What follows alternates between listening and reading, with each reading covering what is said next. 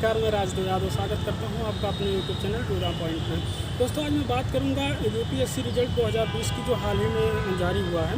इसमें देखा जाए तो हर बार की तुलना में इस बार भी हिंदी मीडियम वालों का रिजल्ट काफ़ी कम रहा है, जिसकी वजह आजकल ट्रेंड चल रहा है फेसबुक, सोशल मीडिया, व्हाट्सएप वगैरह पे ट्रेंड चल रहा है कि भाषा की वजह से ही हिंदी माध्यम के कैंडिडेटों का सिलेक्शन जो है वो कम हुआ है। लेकिन मैं आपको एश्योर करना चाहता हूँ फ्रेंड्स कि इसमें अगर देखा जाए तो भाषा ही एक आधार बिल्कुल नहीं है। अगर आप भी हिंदी मीडियम से तैयारी कर रहे हैं तो आपको इस बारे में बिल्कुल नहीं सोचना है, निराश नहीं होना है। भाषा ही एक माध्यम नहीं है जिसकी वजह से सिलेक्शन कम जाता है।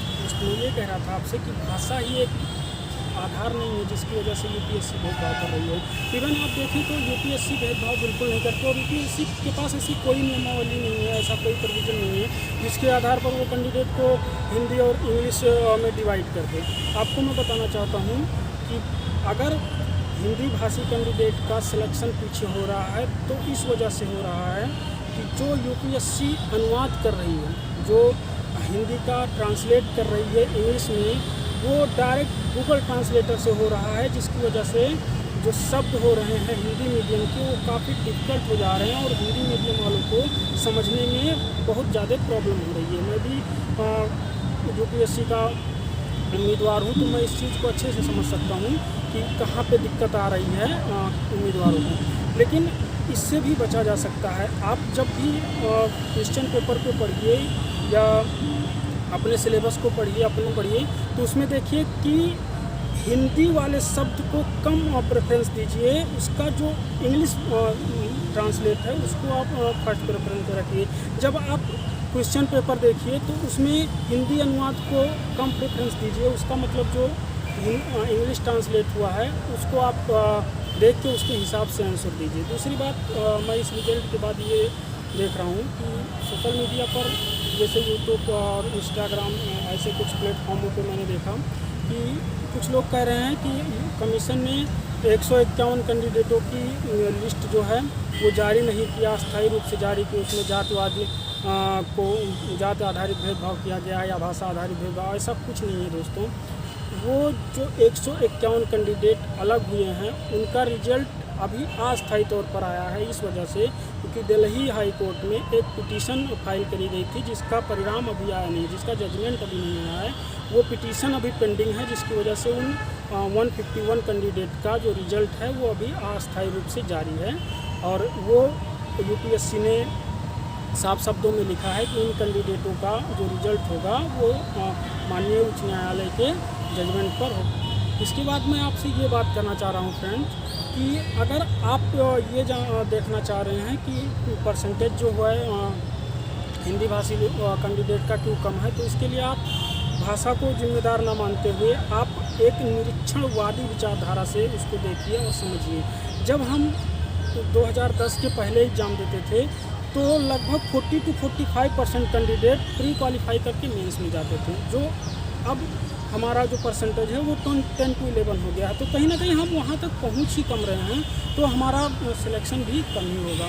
अब आप देखिए, अगर 100 कैंडिडेट एग्ज़ाम दे रहे हैं उसमें से 12 कैंडिडेट केवल हिंदी भाषी हैं, तो 12 का सिलेक्शन तो हो नहीं सकता। अगर हो भी जाए तो तब भी वो 12% ही रहेंगे।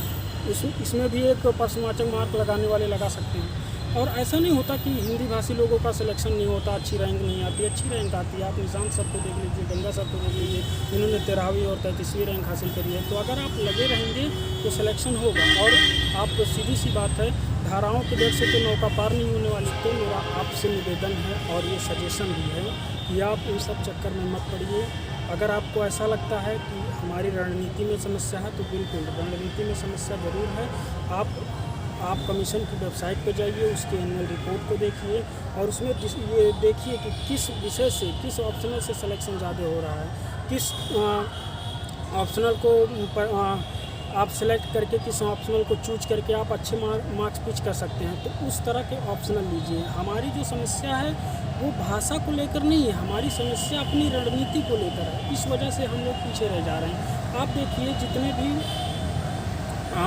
इंग्लिश भाषी स्टूडेंट हैं या अदर स्टूडेंट हैं वो क्या करते हैं कि उनका जो ऑप्शनल होता है वो कहीं ना कहीं ऐसा सब्जेक्ट होता है जिसमें काफ़ी मार्क्स मिल सके। जैसे अभी कनिष्ठ कटेरिया जी का जो ऑप्शनल था मैथमेटिक्स था, ऐसे किसी का फिजिक्स होता है। तो आप समझ सकते हैं कि इन सब सब्जेक्ट में आप अच्छे मार्क हासिल कर सकते हैं। उतने मार्क्स आप हिस्ट्री, ज्योग्राफी इन सब में हासिल नहीं कर सकते अगर आप सेम एफर्ट के साथ परीक्षा में बैठते हैं। तो आप सही सब्जेक्ट का चुनाव करिए और उसकी सही रणनीति बनाइए और आगे एग्ज़ाम की तैयारी करिए। तो मैं सोशल मीडिया पर लिखने से तो कोई सिलेक्शन हो नहीं जाता। और आप डिसाइड कर लीजिए आपको ब्यूरोक्रेट्स बनना है, राजनेता नहीं। तो आप इन पचुओं में मत पड़िए, आप अपनी पढ़ाई पे कंसंट्रेट करिए, आने वाले एग्ज़ाम पर फोकस करिए और बाउंस बैक करिए और अपने तैयारी को आगे बढ़ाइए। नेक्स्ट बात दोस्तों, अगर आपको लगता ही है कि लास्ट में भाषा ही एक आधार है जिसकी वजह से आपका सिलेक्शन नहीं हो रहा है, बार बार रुक रहा है, तो आप चेंज कर दीजिए भाषा को। हम ऐसे बहुत से छात्रों को जानते हैं जिन्होंने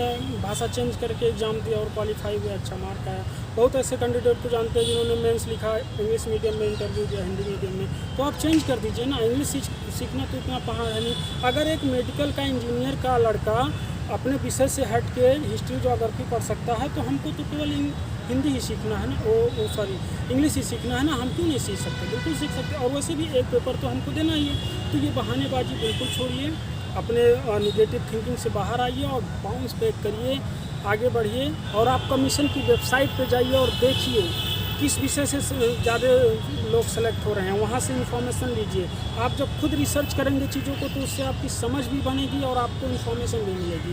दूसरों के भरोसे मत रहिए कि सर मेरा ये सब्जेक्ट है, मुझे इसकी इन्फॉर्मेशन दीजिए, पिछले 5 सालों में कितने बच्चों ने क्वालिफाई किया, मुझे उसकी डिटेल दीजिए, आप अपने हिसाब से मेरी स्ट्रेटेजी बना दीजिए, मेरा टाइम टेबल सेट कर दीजिए। ये बेकार की बातें हैं। आप अपना टाइम टेबल अपने हिसाब से सेट करिए और खुद वेबसाइट पे जाइए, खुद आप कमीशन की वेबसाइट पे जाके चीज़ों को एनालिसिस करिए, समझिए और देखिए। इससे इन्फॉर्मेशन के साथ साथ समझ भी डेवलप होगी और एक अच्छी रणनीति बना सकेंगे।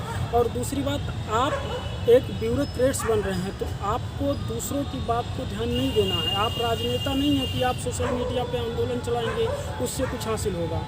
ये सब एक समस्याएं, अगर आप समस्याएं ही गिनाएंगे तो फिर गिनाते रहेंगे। आपका दोस्त मैं अपने इस YouTube चैनल के माध्यम से अपडेट होने वाली चीज़ों की टाइम टू टाइम जानकारी आपको दूंगा और एक विस्तृत नॉलेज भी आपको प्रोवाइड कराऊंगा और एक इस तरह से आपको समझाने की कोशिश करूंगा तो उससे आपकी समझ डेवलप हो और आप बिल्कुल अपने निगेटिव थिंकिंग से बाहर आइए। एक एग्ज़ाम आप क्वालिफाई नहीं कर पाए तो क्या हुआ, अगले एग्ज़ाम के लिए आप बेहतर तैयारी करिए, स्ट्रांग बनिए। और अगर आप अपनी दावेदारी सुनिश्चित करना चाहते हैं तो मेरे इस YouTube चैनल को लाइक करिए, शेयर करिए, सब्सक्राइब करिए।